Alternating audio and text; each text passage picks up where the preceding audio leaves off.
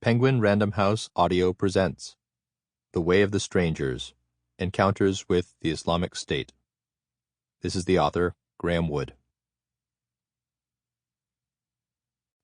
Abu Huraira reported, "The Messenger of God, peace and blessings be upon him, said, 'Islam began as something strange, and it will return to being strange, so blessed are the strangers.'" Sahih Muslim. They were brought up in houses like his own. They were raised by parents like him. And so many were girls whose political identity was total, who were no less aggressive and militant, no less drawn to armed action than the boys. There is something terrifyingly pure about their violence and the thirst for self-transformation. They renounce their roots to take as their models the revolutionaries whose conviction is enacted most ruthlessly. They manufacture, like unstoppable machines, the abhorrence that propels their steely idealism. Their rage is combustible. They are willing to do anything they can imagine to make history change. This was his daughter, and she was unknowable. This murderer is mine.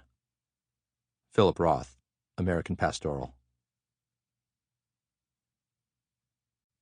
A note on terminology. The war against the Islamic State is not primarily a war of words, though it is sometimes treated as one. To discredit and annoy the Islamic State, its enemies often insist on calling it by names such as ISIS, the so-called Islamic State, Daesh, and the un-Islamic State. This name-calling has yet to show any palpable effect. One supporter of the Islamic State told me, "We're happy to have you discussing whether to call us Daesh, ISIL, or ISIS. As long as you're talking about that and not about theology, politics, or military operations, we know you're not taking us seriously." Throughout this book, I refer to the Islamic State. Some readers will recoil at my decision to use the name the Islamic State calls itself. No writer has yet discovered neutral terms to describe the Islamic State or its beliefs, and my choice is not an endorsement. By calling it the Islamic State, I am no more supporting it than I am implying divine favor for Hezbollah when I use its name, which means the Party of God. The Islamic State is known by many names, all of which describe the same entity. They include the Islamic State in Iraq and the Levant, ISIL, the Islamic State in Iraq and Sham, ISIS, Daesh, and the Islamic State. The name Daesh is the Arabic acronym for Ad-Dawla al-Islamiyya fil Iraq wa Sham, which means the Islamic State in Iraq and Sham. Calling the entity Daesh in no way denies its claim to be an Islamic state. The term does, however, annoy the Islamic State's partisans. The Islamic State's preferred label is the Islamic State. Also acceptable to the Islamic State are Ad-Dawla, the state, and Al-Khilafa, the caliphate, led by a Khalifa, caliph. They say that the entity known as ISIS or ISIL dissolved upon its declaration of a caliphate in June 2014 when it became the Islamic State. This book contains as little Arabic as possible. But discussion of the Islamic State is difficult without occasional resort to Arabic terms. Many non-Arab supporters of the Islamic State spice their conversation with Arabic, even when the Arabic words, such as Allah, God, and Dawla, state, have exact equivalents in their native languages. To reduce the burden on non-Arabic speaking listeners, and to keep the flow of the original quotes, I have kept the Arabic and provided translations. Prologue. In November 2004, I took a job with a courier company in Iraq and moved to a patch of gravel next to the airport in Mosul. 2 small temporary buildings served as office and living quarters.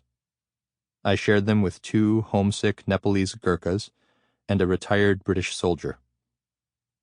Our planes flew in from Bahrain, and the four of us worked with a team of 5 Iraqis to unload and deliver their cargo. U.S. soldiers received care packages from family and equipment from far-off bases. Iraqis came to collect diesel engines, X-ray machines for the local hospital, and crate upon crate of untaxed Jordanian cigarettes for resale. At night, the Gurkhas ran up massive bills calling Nepal on our satellite phone, and the Brit watched movies, drank whiskey, and cleaned his boots and his gun. The occupation of Iraq, by then over a year old, was not yet at its most dangerous, and the insurgents' attacks were still journeyman efforts, not the masterpieces of mayhem they would become over the next 3 years. The U.S. military could secure the airport, but not the city around it. Insurgents regularly lobbed mortars and rockets, and the distant crunk of incoming fire served as a 5-second warning to dive into the small concrete bunker adjacent to my office and wait for the blast. A volley of inbound mortars could last seconds or an hour, and I sometimes heard helicopters buzzing off toward the authors of the attack and, with a rip of machine gun fire, killing them. By the third attack, I had begun prepping the bunker with a book and a flashlight so I'd never get caught dead or alive without reading material. During those long, cold evenings, huddled with the Gurkhas on a camp cot beneath 6 inches of concrete, I wondered about the man trying to kill us. He was probably my age, 25 or younger. Was he Iraqi, or a foreign adventurer like me? If the latter, how did he get here and why? I hardly knew why I had come to Mosul. Better jobs beckoned closer to home. So how could I expect to understand the motivations of this man I had never met? Did he also have better options? As he waited for the right time to drop a mortar into its tube, was he also cradling a paperback? This book grew out of curiosity about him. On December 21st, 2004, a suicide bomber infiltrated one of the airport's 2 cafeterias and blew up 22 Iraqis and Americans. I was eating lunch in the other cafeteria at the time. I was saved because my stomach grumbled in front of one mess tent and not another. When I learned the details of the attack, the bomber had weighed himself down with bolts and screws to multiply the shrapnel. My powers of empathy were taxed. I could imagine myself angry, even violent. But in imagining the physical sensation of murder, a vest heavy with a whole hardware store's worth of metal, I reached a limit and resigned myself to bafflement. Over the next decade, the insurgents changed, and so did I. I returned to Iraq as a journalist. The Gurkhas moved to Bahrain, and the Brit now guards the life of an ambassador in London. The last U.S. soldiers left Mosul in late 2011. My Iraqi friends say the Iraqi soldiers who replaced them stole and sold a large amount of the equipment the Americans left behind. With the Americans gone, the insurgents emerged from the shadows.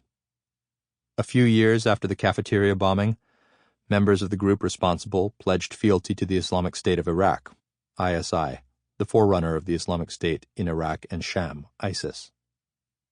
When I last visited Mosul, in August 2012, the city was nominally under the control of the Iraqi government, but people lived in fear of ISI, which they still called Al-Qaeda, a name the group itself hadn't used since 2006. ISI, Al-Qaeda, extorted shopkeepers. They killed and kidnapped. When we drove around, my friend Yasser asked me to slouch in my seat and remove my military-looking sunglasses because the streets had again become dangerous enough that I could be mistaken for a U.S. soldier or mercenary and kidnapped by Al-Qaeda or shot dead while we waited in traffic. On June 10th, 2014, Al-Qaeda, now called ISIS, conquered Mosul with a force of between 500 and 1,000 men. The Iraqi army barely resisted. Mosul's population, mostly Sunni Arab and disdainful of the Shia-dominated government in Baghdad, greeted ISIS's Sunni fighters with trepidation, then terrified acquiescence. ISIS imposed Sharia law, and it ruled Mosul uncontested until the Iraqi army began its assault to retake the city in October 2016. The man I first imagined. Sample complete. Ready to continue?